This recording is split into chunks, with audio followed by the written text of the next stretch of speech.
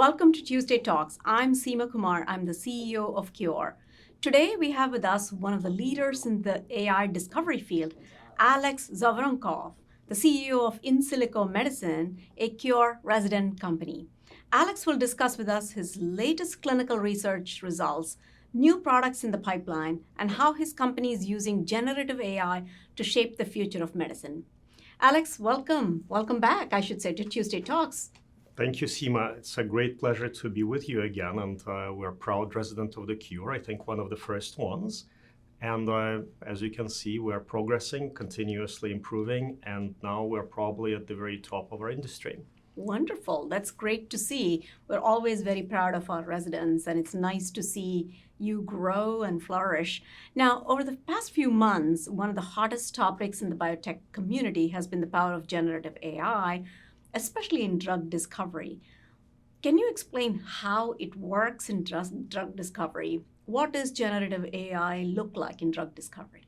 Sure. So first of all, we are in generative AI for multiple years before it got hot. Our first generative AI paper was 2016 for generation of novel chemistry with the desired properties using generative adversarial networks. Generative AI, to put it simply, it's a form of AI imagination, which allows you to create new synthetic data or objects with the desired properties. So you can instruct an AI system to produce either synthetic biological data or a drug with the desired properties, and it will do it for you. So to get there, you need to train AI on massive amounts of real data and also reinforce it with feedback. So we utilize what is called generative reinforcement learning, where AI generates content and then either human experts or other AI systems evaluate that output and compare it to ground truth. And then either reward or punish the generative systems. So over time, they build up the capabilities and produce really high quality results. So what it means for drug discovery, for example, if you are designing a molecule from scratch, think of it as instead of looking for a needle in a haystack, you create a bunch of perfect needles and then select one of the very, very perfect ones. For your application. So in the context of drugs, you would create a molecule that is not only drug-like and hits your protein target of interest, but also is safe, doesn't hit any other proteins in the body or hits them weakly or maybe with additional beneficial effects. It can be orally administered, doesn't get degraded by the body, doesn't cross-react with other molecules, and also is fast and easy and cheap to make. So there are many, many parameters that make a good drug, and AI can come up with this multi-parameter optimization problem, solution to that problem, that produces the perfect molecule out of all of those parameters. That's, put it another way, you could say you create a wish list for the ideal drug that you want. It has to have all these qualities, the perfect drug to treat a particular, condition. And then you tell the generative AI system, okay, this is my wish list for what I want in the perfect drug. And it scans all the available data. It has learned already. It's now robust and it can produce something at least that is a starting point. Correct. But sometimes that starting point is good enough for you to take as a patient. You just don't know, because in order for you to validate every one of those properties, to check if all of these items on the wish list are experimentally confirmed, you need to spend sometimes years and sometimes even decades, because some of the experiments are very simple. You see, okay, well, in a petri dish, you can very quickly see if you kill specific cancer cells or produce a certain biological effect. Or if it's safe in a mouse, it can take you maybe like a few months, right, to synthesize enough molecule and test it in a mouse. But if you want to go and test it in a human being, and especially in a patient, and demonstrate efficacy, it might take years. That is why what we have just recently announced with a phase 2 readout, phase 2A readout, is so extraordinary. And I don't know of any other companies that has achieved that goal, because it does take you years, even though you compress the timelines.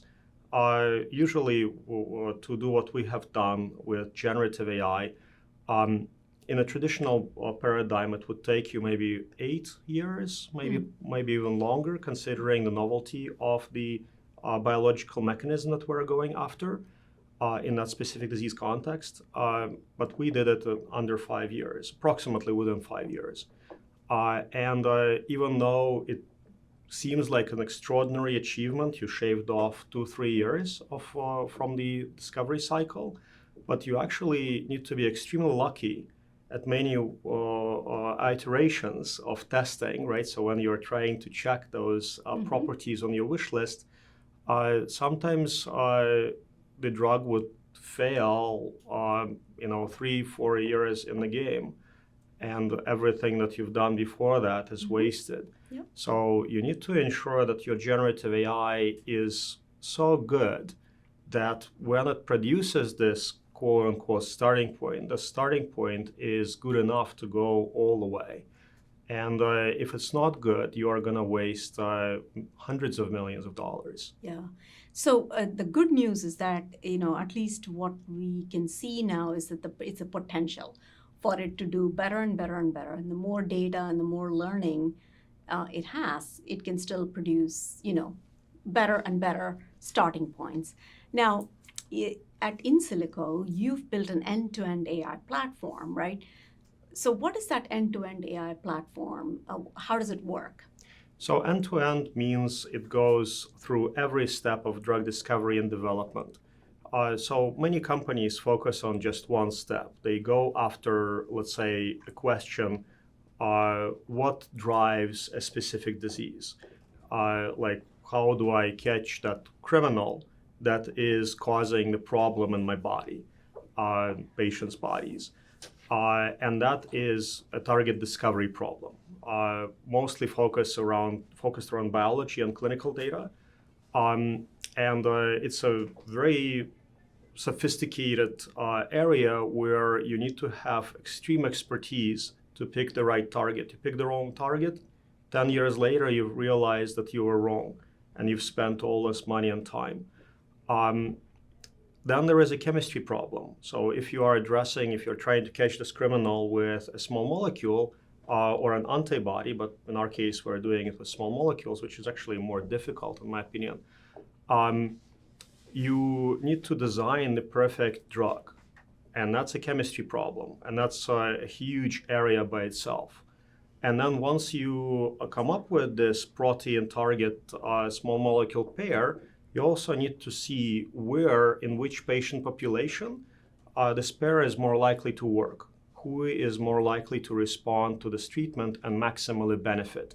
So that's another clinical side of AI. So we have 3 types of AI: biology 42, chemistry 42, and medicine 42. Now we also have the 4th one, which is science 42, that does much more than just drug discovery. It can understand basic science and help you even with climate change. But going through all of those 3 areas with one generative system, when we just started the company, it was considered to be an impossible task. So I think we're either the first one or one of the first few who decided to actually come end-to-end, go end-to-end, and we even coined some of the industry terms, maybe including end-to-end AI-powered drug discovery. Because you're trying to formulate the shortest path from the disease to the time you treat the patient. And AI finds the best target, the best molecule, the optimal patient population that is likely to respond, and then you just need to trust its guidance. So imagine that it's Google Map from 0 to clinical approval, and you'll just have to follow. So in our case, we started going end-to-end in 2016, and many investors were very cautious. They were basically saying that, look, just focus on one thing, and you are going to be great, right? And we're going to give you a lot of money. And we said, well, sorry, we have to go end to end. So that's why end to end, when you have one system that rules the entire and runs the entire drug discovery and development process, it's very rare, and it's very rare for it to work. That's great. So how many compounds are in your pipeline that have come through this process of end-to-end drug discovery and, all the way through the 4 platforms together? Sure. So we have over 30 therapeutic programs in our pipeline. That's a lot. That's comparable to a big pharmaceutical company. 9 of those programs, they have reached human clinical trial stage. We actually, before that, nominated 19 preclinical candidates. Preclinical candidate is one stop before human. And 2 of them went into phase 2, and 1 just completed phase 2A with good safety and tolerability and dose-dependent efficacy, which is, I cried.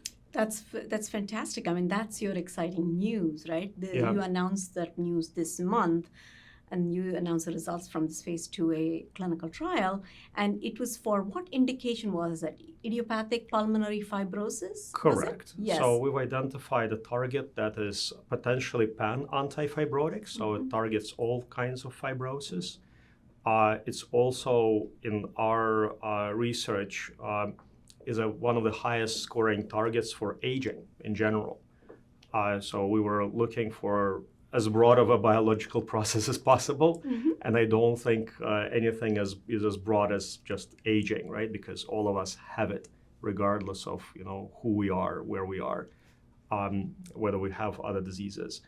And that target was purposed towards idiopathic pulmonary fibrosis because we wanted to demonstrate that it's actually a very broad spectrum target. The reason why it's called idiopathic means unknown origin. Yeah. And it's a very diverse disease. So if it would be very easy to pinpoint why it happens, it would not be idiopathic.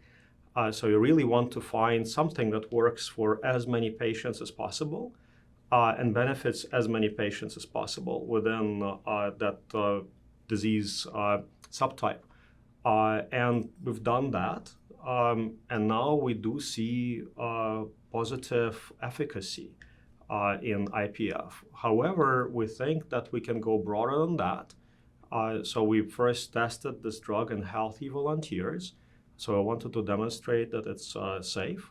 And now we show longer-term safety with regular administration in patients. And those patients are also reasonably on the older side. So the average age is over 65 for those patients. So we now see good safety and tolerability, and hopefully it would be applicable to other diseases. So of course we want to go after chronic kidney disease, right? And that's also a disease which is very strongly associated with fibrosis. Fibrosis is one of the core drivers. All of us have fibrosis, and some of us have kidney problems. Not every one of us is going to die due to those problems, but ameliorating those chronic conditions and age-related conditions is one of the goals. And I think that this target might be useful in some of those conditions. Again, it's kind of our current guess. We need to always validate using clinical trials. Yeah. I mean, congratulations on the positive results. And, so you designed the whole clinical trial using generative AI, right?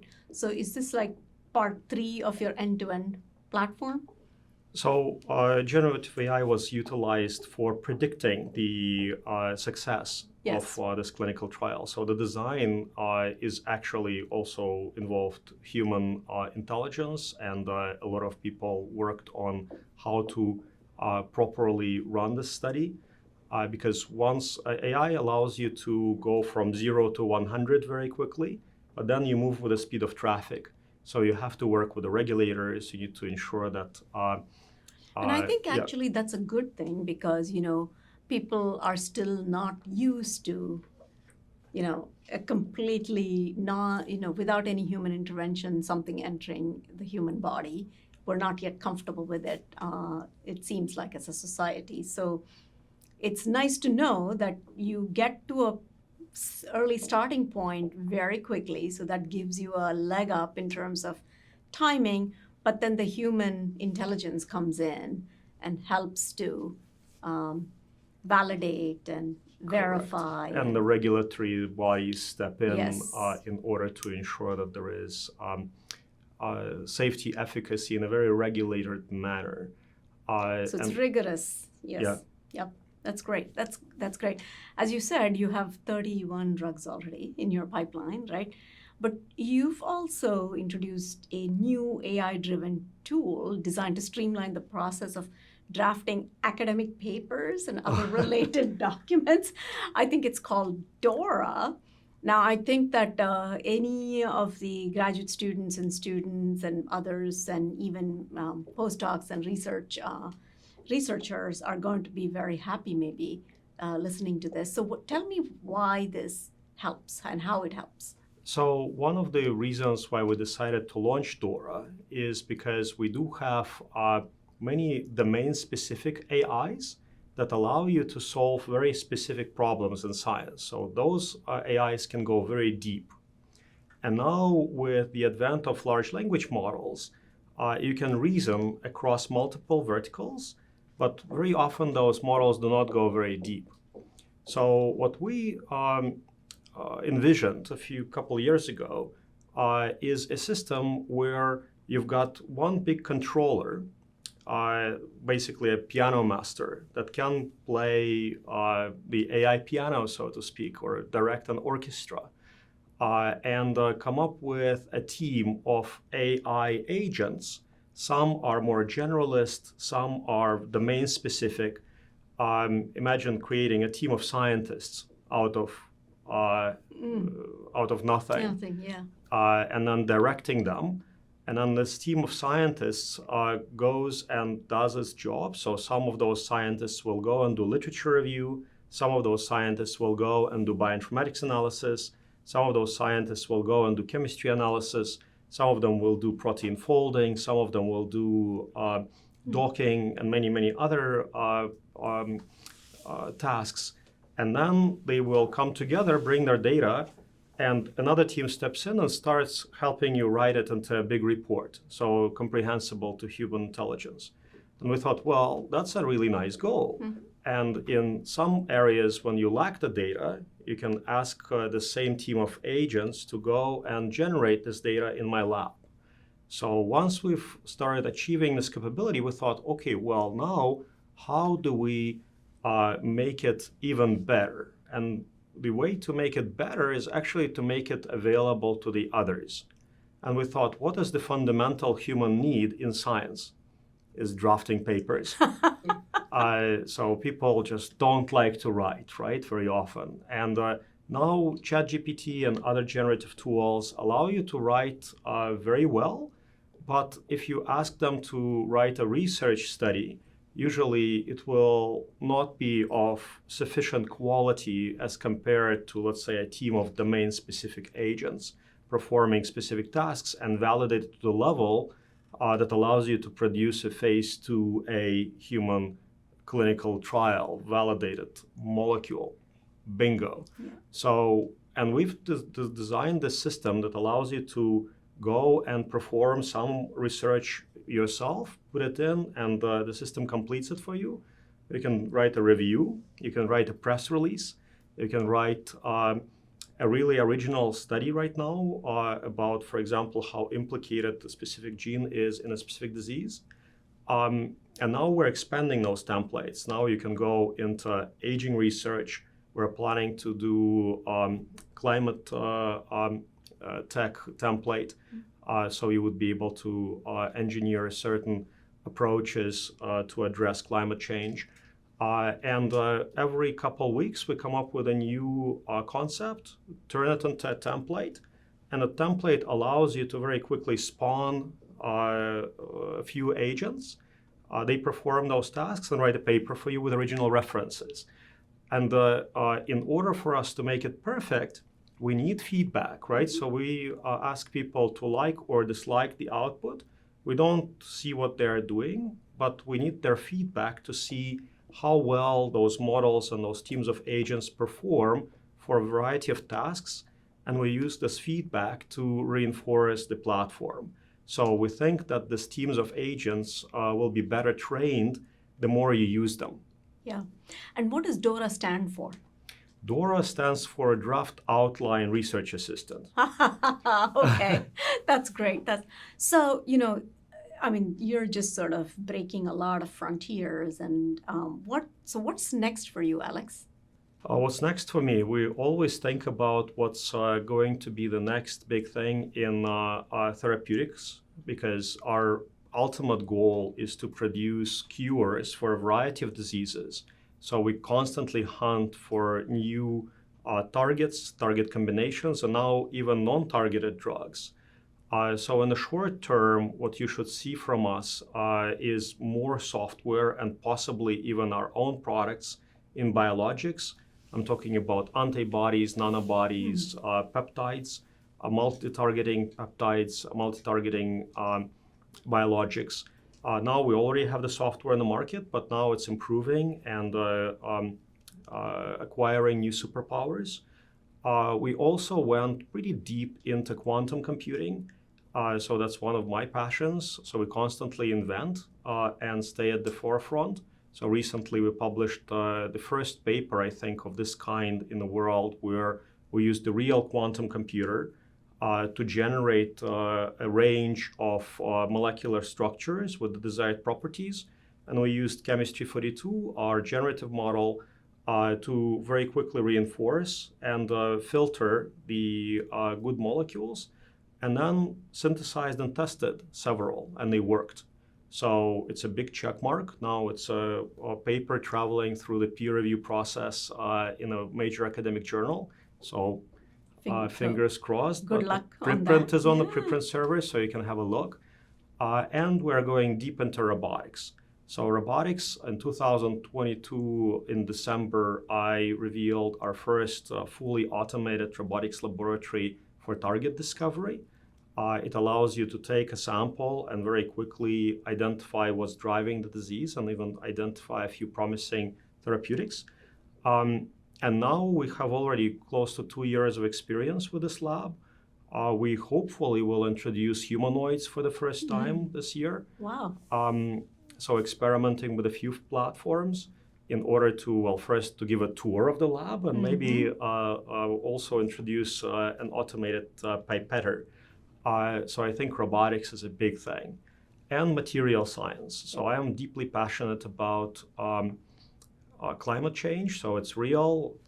There is no denial. We see that the levels of CO2 are increasing. And I actually think that the only solution to that is technology. You cannot go around that with conservation. Conservation is important in the short term, but in the longer term, we need to achieve this new capability where we can take carbon dioxide from the atmosphere and reuse it for some other purpose, like, for example, growing food. Because your cells really love CO2. They kind of thrive in it. But when it gets into the environment, it might be pretty damaging. So designing molecules that have very specific affinity to CO2 and some other gases like hydrogen, for example, you can achieve this capability. And I think in the next 10, 15 years, it hopefully will be a solved problem, just looking at the dynamics even within my group. And now we also created a consortium for generative AI for CO2 capture. And we're now inviting other groups. So if anybody is watching, please go to insilico.com/sustainability and join the consortium, contribute the models, contribute the benchmarks, contribute the data. And we really want to advance material science. So when you say material science, what do you mean? For carbon capture?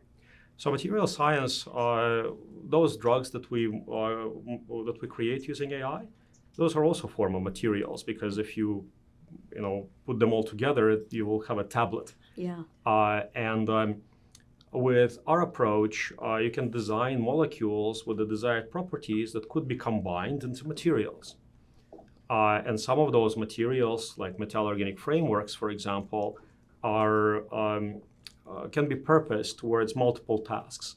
One of those tasks is CO2 capture, hydrogen storage. We are also going into design of new materials for all kinds of applications. For example, we also look at materials longevity. We are, of course, deeply passionate about human aging. That's why we exist. But we're also realized that everything has age. So your clothes also have age. And imagine that you can produce a material for your clothing that will last, let's say, a decade. In this case, if you are not into kind of hardcore fashion, you can just wear one thing for 10 years, right? And have it in your wardrobe. And imagine that that thing that you are wearing is also easy to clean and has other properties, like, for example, special compression. So it takes care of your body. It's good for your skin. And has many other properties, maybe antibacterial properties, repelling insects, right? Yeah. So that would be an ultimate achievement. Think about materials that degrade very quickly, right? So imagine that you are into fashion and you want to have materials that degrade within, let's say, a month. Then you just wear it a couple times, put it into water, and you don't have that material anymore. So there is a lot of new things to come, and I'm most excited also about, obviously, as at Cure, we're excited about new cures, but we're also excited about the fact that we can actually do something for climate change.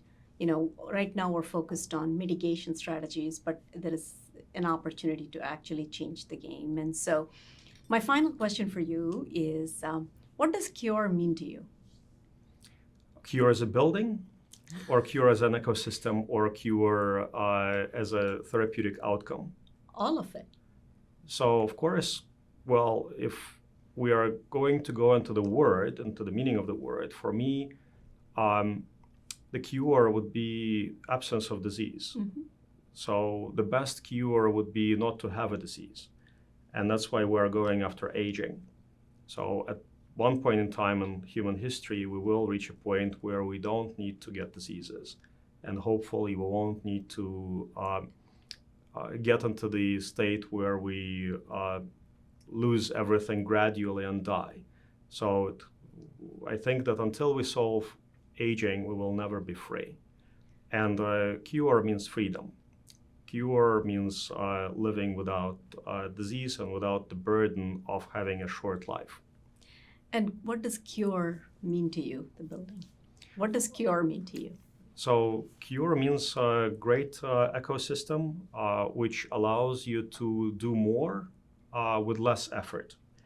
And in biotechnology, you actually can achieve greatness with very few people. So what we realized is that some of the most valuable companies in biotech, they have very few people. So there are companies with $10 billion market cap and only 30 people. What you really need is a great ecosystem. And of course, you need to be lucky, and you need to be able to be highly intelligent to pick the right target, the right drug, take it to the right stage, and be able to attract capital. So the Cure ecosystem allows you to get all that. So if you have passion, if you have the right direction, the right vector, and hopefully you're intelligent enough, you will be able to achieve great goals with much less effort. Many entrepreneurs are interested in starting a company, especially those based in academia. If you had to define it as 5 steps or 6 steps that you need to make sure you take as you go into the entrepreneurial journey, what would they be? Well, the first step, I think, is getting a product. Because if you don't have a tangible proof of concept, that is more likely to become a drug, you should stay in academia and wait until you're ready to commercialize.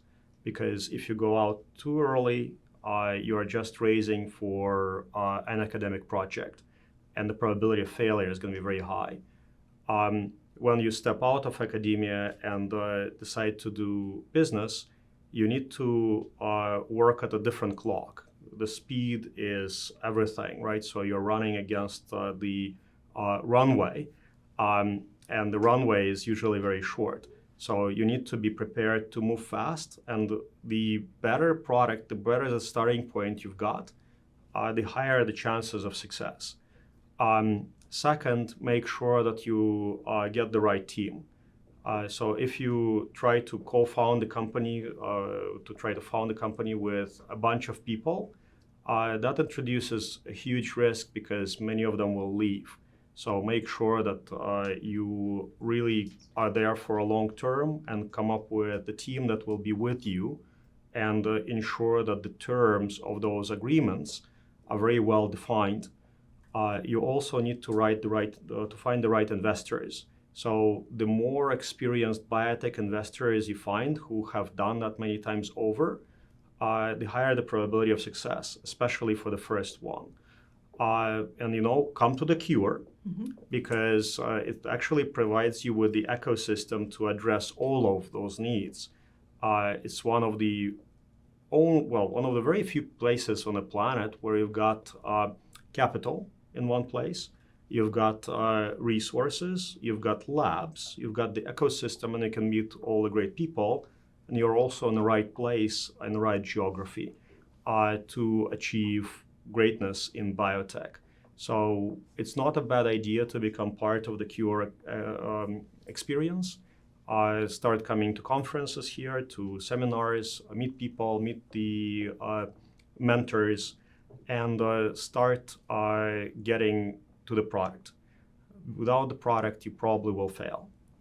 Well, thank you so much. Really, really appreciate your taking the time. Thank you, Alex. Thank you so much for joining us and for all your great work. Really appreciate you joining us on Tuesday Talks. Thank you, Seema. Great to be with you here. Yeah. And thank you all for joining Tuesday Talks. See you next Tuesday.